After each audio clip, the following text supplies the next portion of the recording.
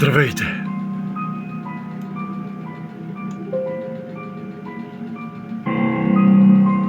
Отново сме тук.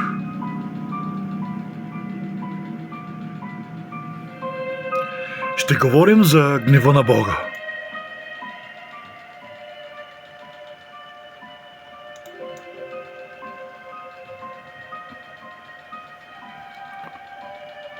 Ние вече говорихме за гнева на Бога първа част.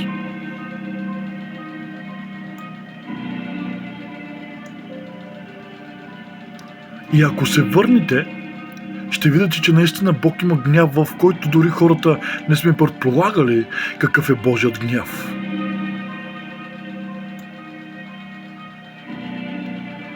Защото често се случва, че говорим за благодатта, за любовта на Бога, но не е за гнева. Но ние сме тук да говорим за цялото Божие Слово. Не само от определени качества на Бога, които на нас не харесват, но ние приказваме за характера на Бога, в който го пише в Библията, което съм запомнил, че трябва да кажа следното нещо. Истината не идва от мене, тя идва от текста.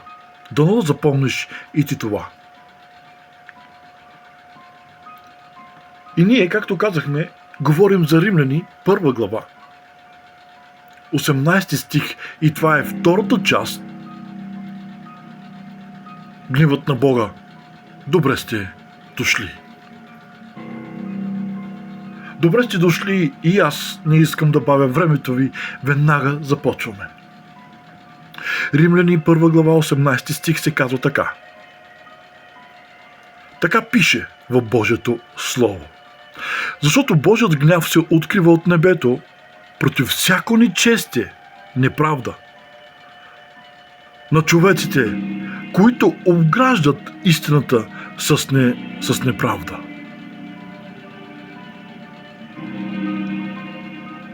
Този пасаж, този стих ни открива следното. С други думи казано, този стих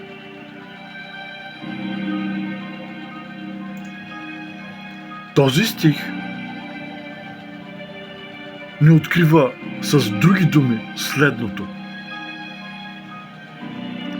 Всички хора са държани под Божият съд. Отново, когато искам да кажа този стих с други думи, това означава, че всички хора държат истината неправедно и те са под Божия съд. Следователно, те нямат способност да се оправдаят. Така че оправданието трябва само и единствено да бъде чрез вяра в Господа Исуса Христа. Защото всички хора, които са се оставили на собствените си усилия и си мислят, че чрез собствените си усилия могат по някакъв начин да бъдат спасени, те са под гнева на Бога. Виждате ли? Оправданието не е чрез собствените си усилия, а то е чрез вяра в Господа Исуса Христа. То трябва да бъде така. Защото не може да бъде чрез дела. Защото чрез дела всички хора са под гнева на Бога. Павел го казва по друг начин. Той казва, защото всички съгрешиха. Какво? И не заслужават славата на Бога. Аз ще искам да го кажа по друг начин това.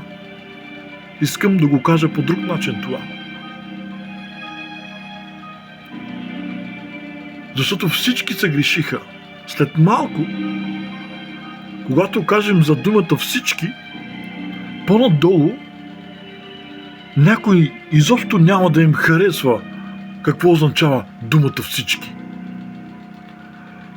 Но когато говорим, че всички съгрешихме, Павел и в едно друго послание ни говори отново за всички какво сме направили и че сме обградили неговата праведност с лъжа. Въпреки че природата ни подсказва, че Бог съществува. Ефесяни 2 глава се казва: а вие, когато бяхте мъртви, чрез престъпления и грехове, така и с всички в миналото, вие ходихте според обичая на този свят, според княза на въздушната власт, духът, който действа в синовете на непокорството, между които всички ние имахме своят начин на живот. В този превод е страхотен. Страхотен е този превод. Всички ние, както казва в това послание, в миналото си, в походите на плътта си, желанията на плътта ни, на нашите помисли, и по природа бяхме синове на гнева. Чуйте какво ще кажа сега. Всички родени на този свят са деца на гнева. Какво? Всички родени на този свят сме деца на гнева. Всеки роден от този свят е жертва на похотта и желанието за зли неща. Всеки се ражда духовно мъртъв. Павел казва, ние всички сме, казва Павел. Всички осъдени. Или по-скоро казва Йован. Помните ли в предното клипче какво казахме? Йоан в 3 глава, последния стих, казва следното нещо. Че онзи, който е повярвал в Христос, е спасен. Но онзи, който не вярва в Божият Син, той вече е осъден и остава в Божият гняв. Така че, често и честно казано, хората сме осъдени вече, ако не вярваме в Бога и стоим в Неговият гняв.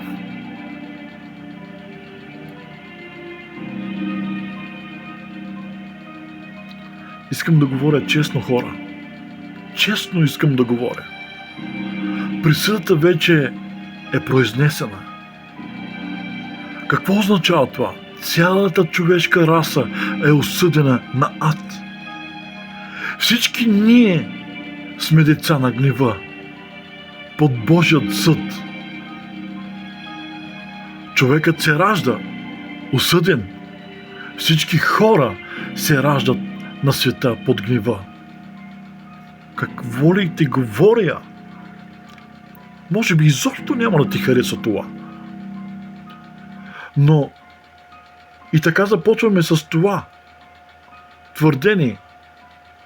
И само да ви дадем фокусът на пасажа. Ако си прочетете Римляни 18 глава до 3 глава, 20 стих, много пъти ще срещате думата всички. Всички се грешиха. Не заслужават. Всички. Нека да прочета няколко от тези думи всички. Когато отидем в 3 глава на Римляни, той казва следното нещо в 9 стих. Тогава какво следва? Има ли някакво предимство над езичниците? Никакво. Защото всички вече обвинихме. Юдеи, гърци, те всички са под грях. 12 стих. Всички се отклониха, заедно се развратиха. Няма кой да прави добро, нито един. 22 стих. А именно Божията правда чрез вяра в Исуса Христа за всички на всички. 23 стих на трета глава на Римляни.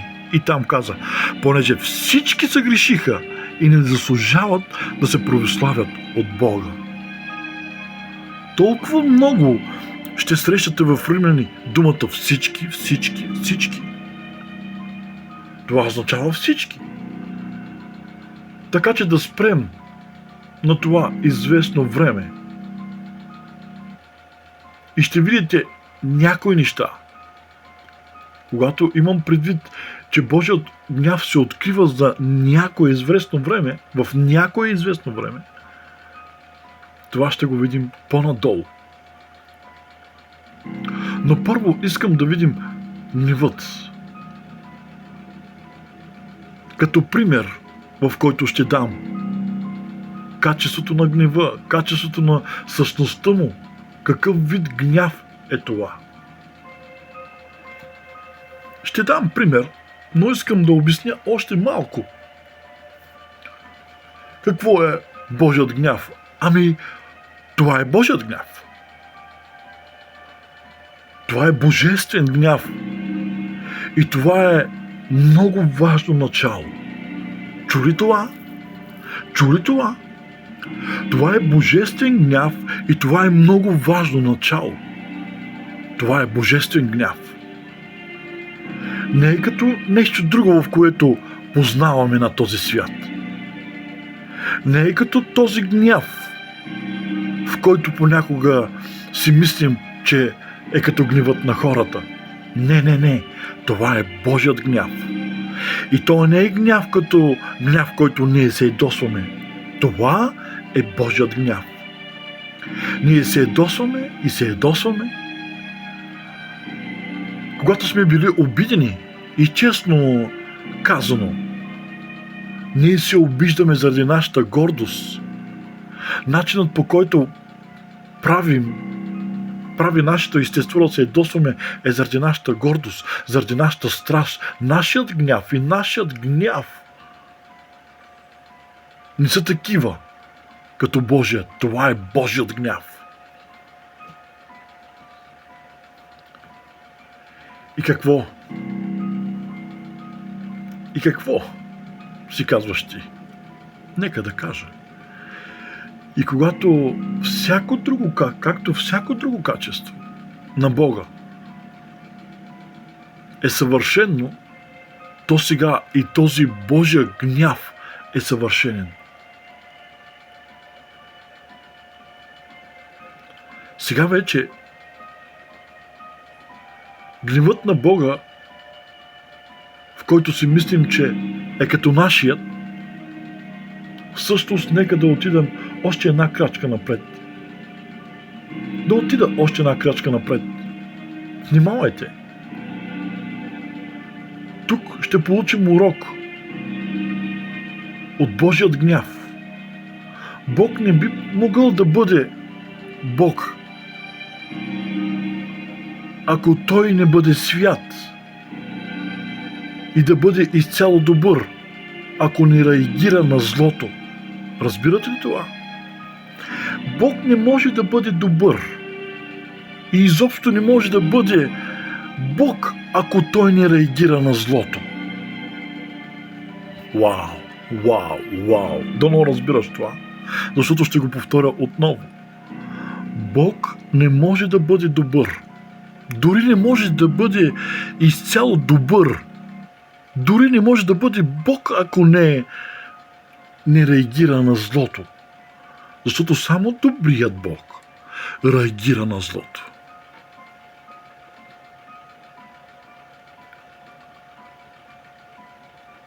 Винаги Бог ни предупреждаваше. Почти в всяка история, когато видим, че първо идва злото, винаги Бог ни предупреждаваше. Нека да ви дам този пример, в който толкова очаквах да ви кажа. Спомните ли си Исус? Защото дадахме много примери в Стария Завет. Не, че няма да продължим с това. Но искам да дам сега един пример от Новия. Исус Христос в Йоан, 2 глава, очиства храма си. Чуйте, направил е къмшик и просто е започнал да гони всички хора от храма. Вау! Каква сцена! Вау! Какъв гняв! Искате ли да знаете нещо? Това е първото му публично действие в Йерусалим. Това не е начинът, по който започвате кръстоносен поход. Не отиваме на религиозни места. И нека да кажа, ние взимаме къмшик. Не. Не взимам. Просто не взимайте къмшик. И не започвайте да бичувате всеки.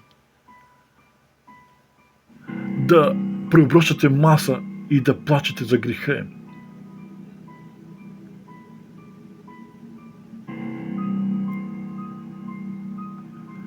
Исус беше бесен в тази ситуация. Чухте ли? Исус беше бесен, обръщаше маси. Изкарваше къмшик. И знаете ли защо? Защото Бог беше опозорен.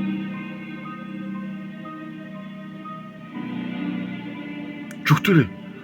Защото Бог беше опозорен. Имаше нечистота там, имаше измама, лъжа, изнудване, оскърняване. Исус се разгневи. Взима бич. Направи си бич. Започна да преобръща маси.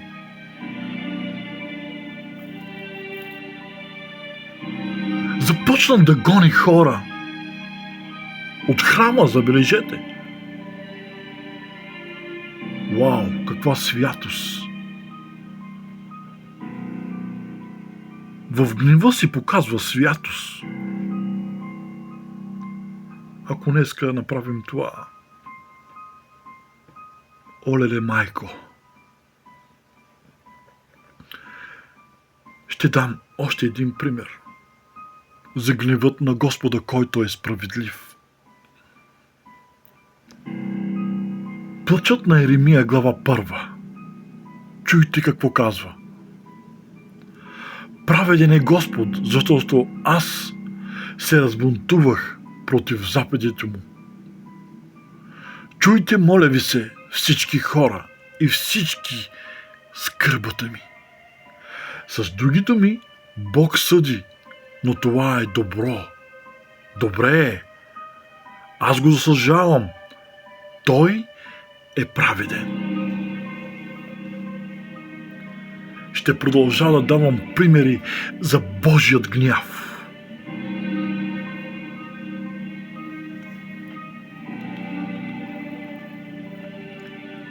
Когато Исус влезе в храма и като видяха, че има там жертва, и като видя, че там има жертвоприношение, агнета, спомняте ли си какво казва Исаия? Кой би поискал? Кой?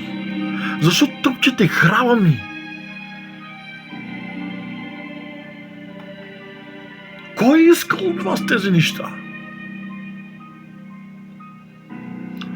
Но нека да мина на следващият пример. Помните ли случилото се в Ахаз с Ахан? Трудно ми да го произнеса, ще повторя. С Ахан от книгата на Исус Навин, Бог каза, когато отидеш да превземеш Ерихо, не кради нищо. И Ахан просто открадна всичко, което видя. Просто не се подчини. Върна се, зарови всичко в земята по средата на шатъра си. Исус Навин отиде при него, казвайки: знам, че знаете тази история. Когато Бог каза да отидат да ги превземат, каза: не взимай нищо от тях, нищо не взимай, нищо, всичко изхвърлете, изгорете. Да не вземете нищо от тях. Обаче на Ахан, който му хареса там някакви злата, прибори, не знам си какво, той взема, зарови златото по средата на шатъра си. Но знаете ли, всички се криеха. Никой не се издаваше и Бог нареди на Исус Навин как да разкрият виновника и крайна сметка го намериха. Но знаете ли какво Исус Навин казва?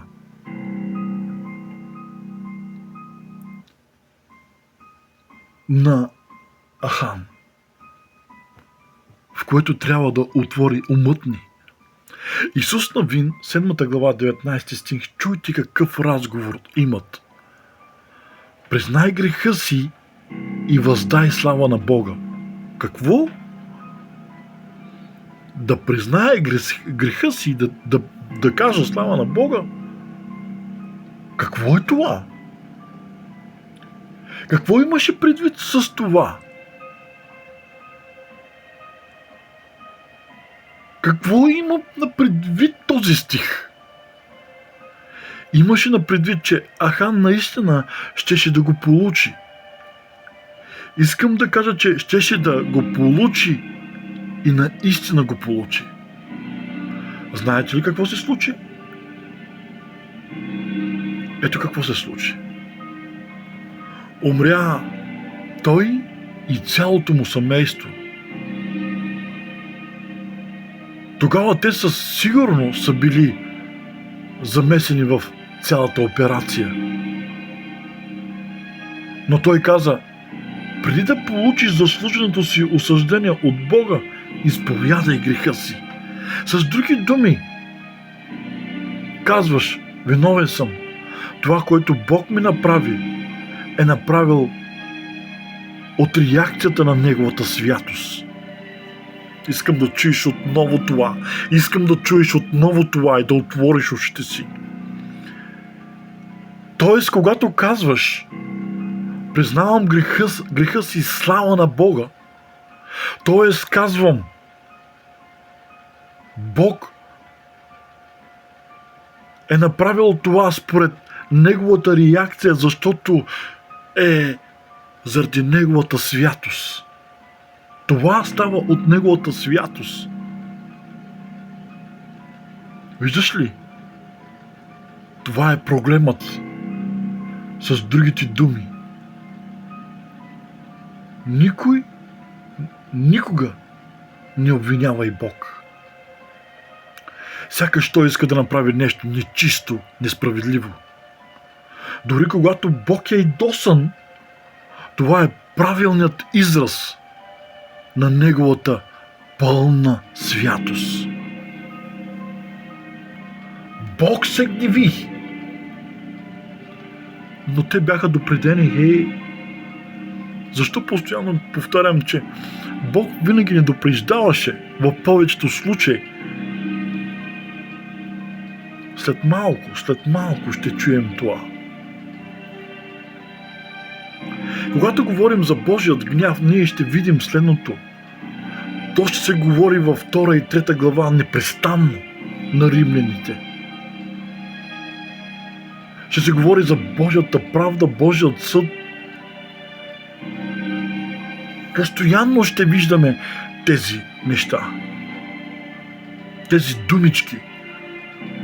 Праведен съд, праведен е Бог. Божията правда, гневът на Бога. Ще виждаме често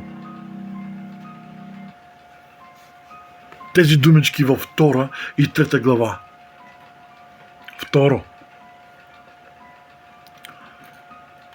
Защо постоянно ви говорих, че Бог винаги не предупреждавал, а след това идвал греха? Какво исках да кажа с всичко това? Ами, това е времето на гнева. Вижте какво пише. Защото Божият гняв се открива. Кога? Ами след греха.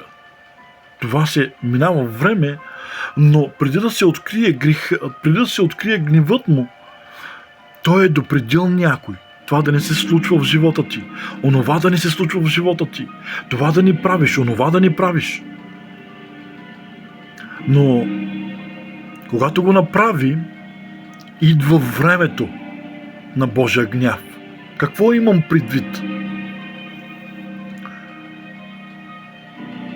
Какво имам предвид да кажа с това нещо? Ами, че Божият гняв се разкрива. Буквално се разкрива постоянно, когато е времето на Божият гняв. Нека да кажа по друг начин.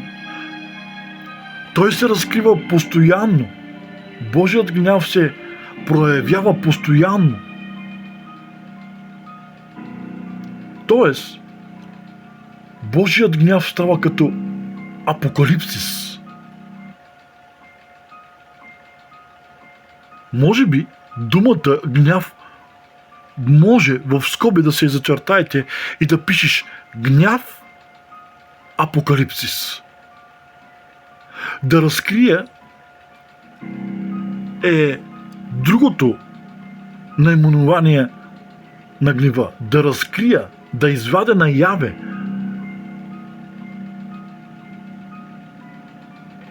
Не беше ли така с Божият гняв в Едемската градина?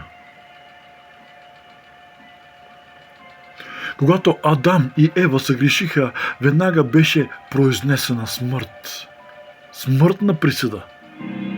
Змията беше проклета, те бяха изгонени от рая и светът получи велик начален урок за фактите, че Бог мрази греха и се разгневява на това. Но те бяха допредени. Иначе, ако не бяха допредени, нямаше да знаят.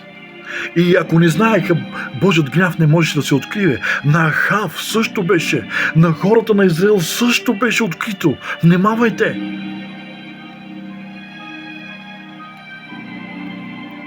Какво да кажем за разкритото в потопа? Бог отдави целият човешки род с изключение на 8 верни души. Може би тук си казваш, ама той тук не ги допреди. Не. Когато отидеш в Петрово, ще видиш, че там се казва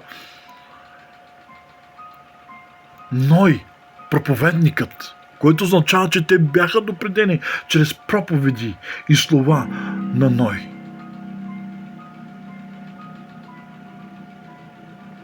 Но гневът беше открит след това.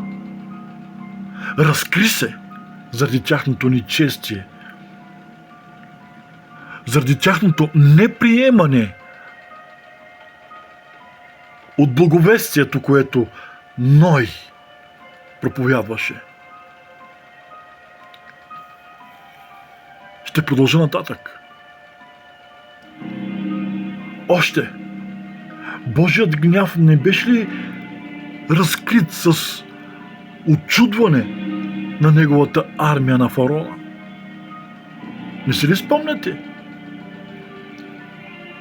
Божият гняв. Да, имаше голям гняв. Първо, в Египет, дори първородните на Египет измряха. Заради Божият гняв. Второ, цялата му армия на фараона измряха при отвореното Червено море. Там Бог разкрива гнева си. А Бог не разкри ли гнева си, като унищожи Содом и Гомор? А Бог ни разкри ли проклятието на закона върху всички и върху всеки престъпник?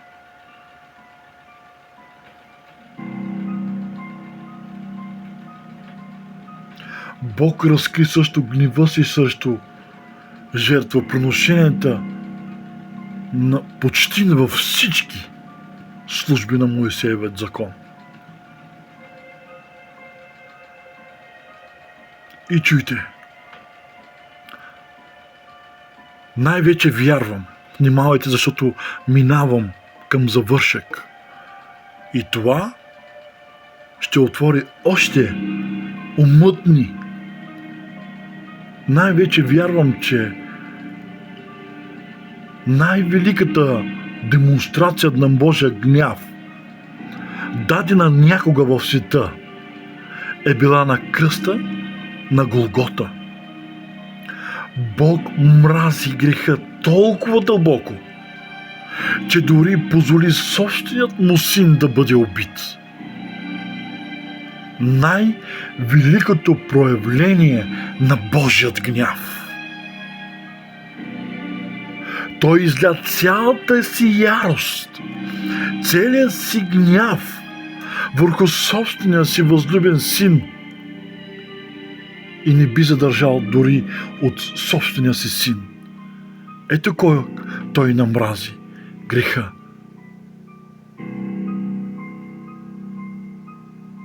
Исус каза на кръста: защо ме остави? Защо ме остави?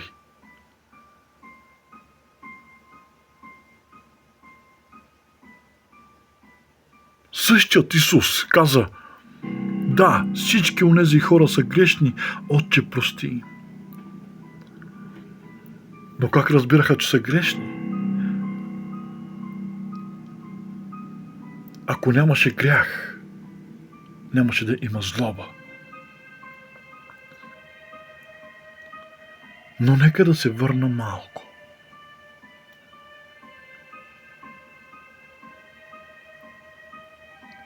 Най-вече вярвам, че, както казах, че най-дълбокият гняв, когато някога се е случвало, е на кръста. Бог унищожи там греха. И да, синът беше на кръста и умря, но само като човек умря. И като Бог може да възкръсне. Но, т.е. като човек може да възкръсне, защото Бог не умира. Той умря като човек и възкръсна като човек.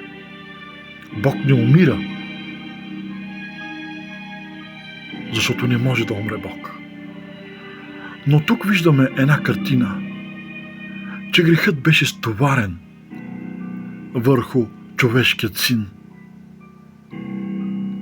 И Бог изля цялата си гняв не на човешкия син, а заради това, че греховете бяха върху човешкият син.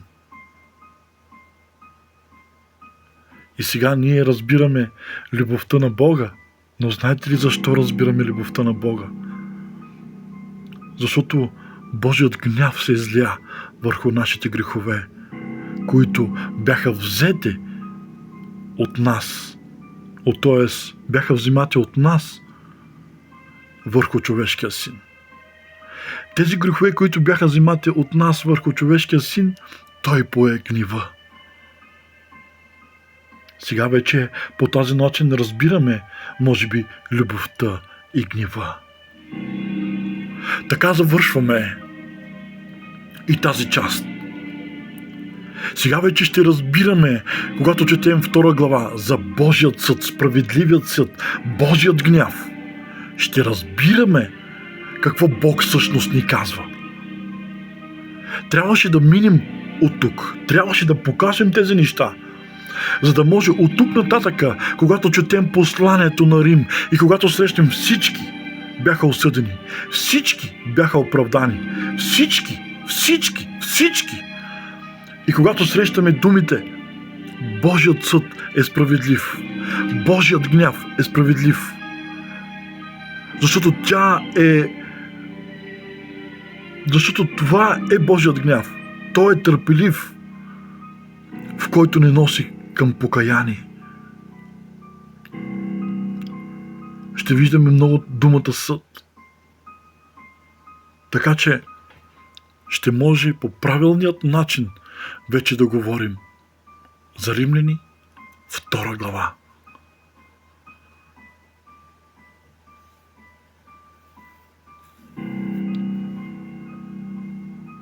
Да. Но остана още една мънинка част, в която трябва да коментираме. Римляни, 1 глава все още не е свършила. Ще го коментираме. И когато дойде време за 2 глава, вече ще е ясно, защото говорихме за Божият гняв, за Божият справедлив гняв. Довиждане, до нови срещи. Бог и Божието благоволение действат всички вас. Амин.